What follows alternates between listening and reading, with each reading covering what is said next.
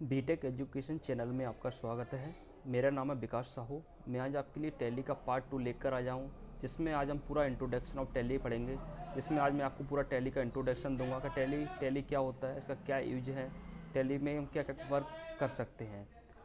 तो टैली का पार्ट 2 देखने से पहले टैली का आपको पार्ट 1 देखना है, उसके बाद आपको टैली का पार्ट 2 देखना है। फिर हमारी ऐसे सीरीज़ चल रही है टैली की, जो टैली पार्ट 1, टैली पार्ट 2, तो आपको इस टाइप से सीरीज़ आपको देखना है।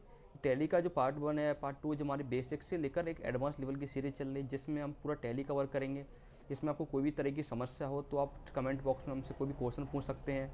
और आपको टैली के जो नोट्स चाहिए हमको, तो आप डिस्क्रिप्शन बॉक्स में हमारा नंबर दिया गया है, वहाँ से आप हमारे नोट्स ले सकते हैं। सबसे पहले हम यहाँ पे इंट्रोडक्शन टैली ऑफ पढ़ेंगे।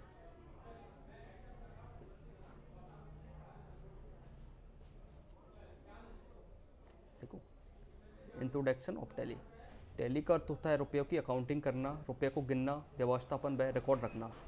यानी टैली का अर्थ क्या होता है? रुपयों की अकाउंटिंग करना, गिनना, व्यवस्थापन व रिकॉर्ड करना। माल कहाँ गया, कहाँ से आया, किस चीज़ पर कितना खर्चा हुआ, कितना माल निकाला, किसने निकाला, ये सब कार्य हम टैली के अंदर करना होता है। यानी टैली का सिंपल भाषा में बोलें, टैली का अर्थ होता है रुपयों की अकाउंटिंग करना है। यानी रुपये को गिनना, रुपये को कहाँ गया, कहाँ से आया, किस चीज़ पर कितना खर्चा हुआ, ये सब कार्य हमको टैली के अंदर करना होता है।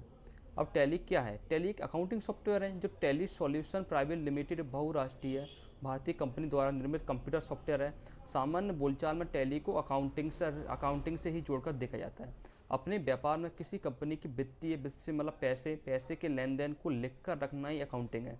पहले के ज़माने में इसे बइयों के हाथ से लिख कर रखा जाता था। समय के बदलाव के साथ ही कंपनी के अकाउंट को मेंटेन करने के लिए आज कंप्यूटर का उपयोग होता है। मतलब सीधी भाषा में क्या है इसका मतलब? टैली क्या हमारा एक अकाउंटिंग सॉफ्टवेयर है जो टैली सॉल्यूशन प्राइवेट लिमिटेड बहुराष्ट्रीय भारतीय कंपनी द्वारा निर्मित एक कंप्यूटर सॉफ्टवेयर है। सामान्य बोलचाल में टैली को अकाउंटिंग ही समझ, जो टैली का सॉफ्टवेयर वो हमारा एक अकाउंटिंग ही सॉफ्टवेयर है। तो अकाउंटिंग से इसको जोड़ कर हम देखा जाता है। अपने व्यापार में किसी कंपनी की वित्त पैसे को लेन देन को लिख कर, मतलब जो पैसे के लेन देन को लिख कर रखते हैं वही अकाउंटिंग का, वही हमारी अकाउंटिंग होती है। और अकाउंटिंग का काम हम टैली के अंदर करते हैं। पहले के ज़माने में सॉफ्टवेयर नहीं हुआ करते तो बइयों के हाथ से लिख कर रखा जाता था। लेकिन समय के बदलाव के साथ यार कंप्यूटर का उपयोग होता है, आज सॉफ्टवेयर आ गया है, तो हम टैली के काम को हम अकाउंटिंग के काम को टैली के अंदर करते हैं। अब आता है कंप्यूटर में जब अकाउंटिंग की बात आती है तो एक ही सॉफ्टवेयर जैन में आता है टैली। टैली व्यावसायिक व्यवहार और खातों को कंप्यूटर कर रखने वाली टैली जो प्रदाता कंपनी का मुख्य कार्यालय अपना कहाँ है, बेंगलोर में है। भारत के अलावा अन्य देशों में है टैली सॉफ्टवेयर बहुत प्रचलित है। मैनेजमेंट में टैली बहुत प्रचलित है। मतलब भारत के अलावा अन्य देशों में भी हम इसका उपयोग करते हैं। और बहुत सारे देशों में टैली का काम किया जाता है। और मैनेजमेंट में भी बहुत सारा इसका यूज है।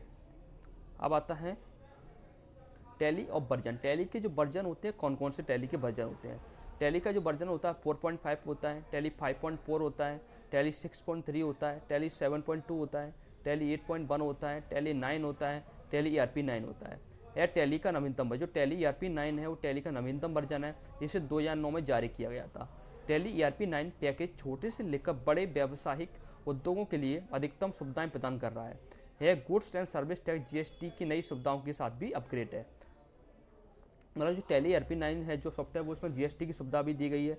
पहले जो टैली ERP 9 से पहले जो सॉफ्टवेयर आया करते थे उनमें GST की सुविधा नहीं थी, लेकिन इस सॉफ्टवेयर में GST की सुविधाएं भी आपको दिया गया है। तो हम टैली जो पढ़ेंगे फुल GST के साथ पढ़ेंगे। ये वीडियो देखने के बाद आपको कभी भी कोई टैली में कोई समस्या नहीं आने वाली। और आपने ये वीडियो हमारी सारी सीरीज देख ली, सारे पार्ट देख लिए, तो आप टैली में एक एक्सपर्ट बन सकते हैं। और आप टैली का काम किसी के यहाँ पर भी बहुत अच्छे से तरीके से आप उसको कर सकते हैं। और टैली आप अकाउंट, आज हमारा कोर्स आप देख के टैली ऑपरेटर नहीं बल्कि एक अच्छे अकाउंटेंट बन सकते हैं।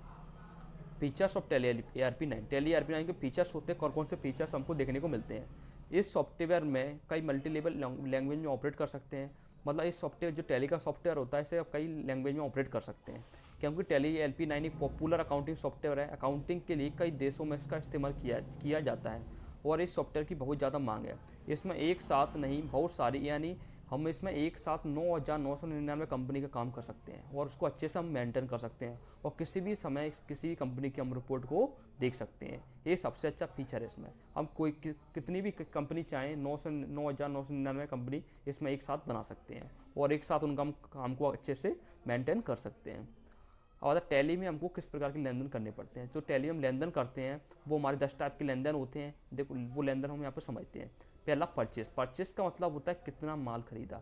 जो माल हम खरीदते हैं उसको हम परचेस बोलते हैं, चाहे माल हम उधार खरीदें या नगद खरीदें, वो हमारी परचेस होती है। सेल्स। सेल्स का मतलब जो माल बेचा जाता है उसे सेल्स बोलते हैं, चाहे माल उधार चाहे नगद। फिर आता है पेमेंट। पेमेंट का मतलब होता है किसको कितना पेमेंट दिया किया। जिस व्यक्ति को हम पैसा देते हैं उससे पेमेंट बोलते हैं। रिसीट। रिसीट मतलब प्राप्त करना। किसी से पैसा हम प्राप्त करते हैं तो उससे रिसीट बोला जाता है। क्रेडिटर्स मतलब क्रेडिटर्स और डेप्टर, दो शब्द एक ऐसे शब्द हैं जो टैली में बहुत ज़्यादा यूजफुल शब्द हैं। इन शब्दों को आपने अच्छे से समझ लिया तो टैली में आपको कोई समस्या नहीं आएगी। क्रेडिटर्स का मतलब होता है हिंदी में लेनदार, डेप्टर्स का देनदार। देखो क्रेडिटर्स, हमसे लोग कितने रुपए मांगते हैं। अब बात आती है क्रेडिटर्स, वो लोग हमसे रुपए क्यों मांगेंगे, क्योंकि हमने उनको पैसा दिया होगा या हमने उनको माल दिया होगा, तभी वो लोग हमसे पैसे मांगेंगे। तो क्रेडिटर्स का मतलब होता है लेनदार। डेप्टर्स यानी देनदार, हम किन लोगों से कितने रुपए मांगते हैं। हम लोगों से पैसे क्यों मांगेंगे, क्योंकि हमने उसको पैसा दिया होगा या माल दिया होगा, तो वो हमारे कौन होंगे, देनदार होंगे। तो इन शब्दों का मतलब होता है डेप्टर्स का देनदार। प्रॉफिट एंड लॉस, कितना प्रॉफिट हुआ कितना हमको लॉस हुआ। स्टॉक। स्टॉक का मतलब कितना माल हमारे पास पड़ा है, वो हमारा स्टॉक होता है। एक्सपेंस, खर्चा, जो भी हमारा खर्चा होता है उसे हम एक्सपेंस बोलते हैं, चाहे खर्चा किसी भी टाइप का हो। इनकम, जो हमारी आय होती है वो हमारी इनकम होती है, यानी 1000 का मोबाइल फ़ोन खरीदा हमने और 1200 में बेचा तो जो हमारी इनकम होगी नेट वो हमारी 200 होगी, उसी को हमें इनकम बोला जाता है। अब इसी टाइप से हमारा जो वीडियो पार्ट 2 कंप्लीट हुआ, और आपको हमारी इस पार्ट 2 को अच्छे से आपको चैनल को सब्सक्राइब करना है, वीडियो को शेयर करना है, वीडियो को लाइक करना है, इससे आप आगे वाले वीडियो हमारे आपको अच्छे से देख सकें। और आपको किसी भी तरह की कोई भी समस्या है तो कमेंट बॉक्स में हमसे कोई भी क्वेश्चन पूछ सकते हैं। और आपको हमारी PDF चाहिए यानी नोट्स चाहिए हमारे, तो आपको हमारे पर्सनल कॉन्टैक्ट नंबर पर आप कॉन्टैक्ट कर सकते हो, जो डिस्क्रिप्शन बॉक्स में हमारा नंबर दिया गया है।